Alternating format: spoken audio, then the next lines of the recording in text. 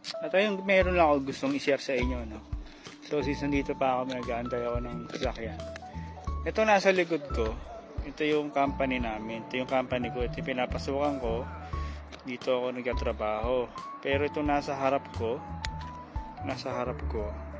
ito pala, ito, ang mga Pilipinong nagtatrabaho dyan,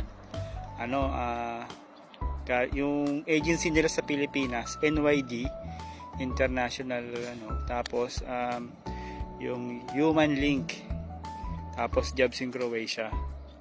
Diyan yung mga Pilipino nagtatrabaho. Mga siguro, estimated ko, kami dyan, mga nasa 80 Pilipino. 80 kaming Pilipino na nagtatrabaho dyan. Tapos ito nasa harap ko, itong rin to, warehouse dito eh. Pero a different na company ito. Ito, hindi niya pagmamay-ari ito nasa harap ko. Itong warehouse na yan. Meron diyang mga Pilipino yata, sila, 20 ba o ano? Tama ba? Basta 20 yata sila, 10, ganon. Ano lang sila, ang agency naman nila sa Pilipinas, yung Peridot. Ayan, Peridot.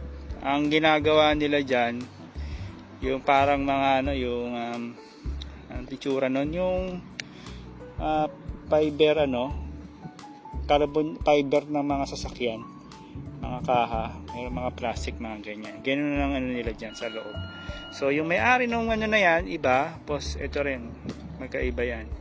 Ito, gumagawa ng mga maraming mga caravan, diba, kita niyo yan, caravan. Ganyan ang ginagawa namin sa loob, tsaka to, yung sasakyan, naging caravan na, yan. Medyo mas malaki to, itong sa amin. Tapos rito, maliit lang. Pero parang malaki din siya siguro kasi hindi ko pa naman mapapasok. Ano lang naman. Ang ganda ng sasakyan. Volkswagen. Kulay puti. Pero lang siya. Parang service. Ganyan para service namin. Ganyan ang itsura. Pero mas maganda yan. So yun. So sana nakatulong yung info. So yun. 80 kami dito. Tapos dito yata mga 20 Pilipino. So nasa 100 kami Pilipino dito.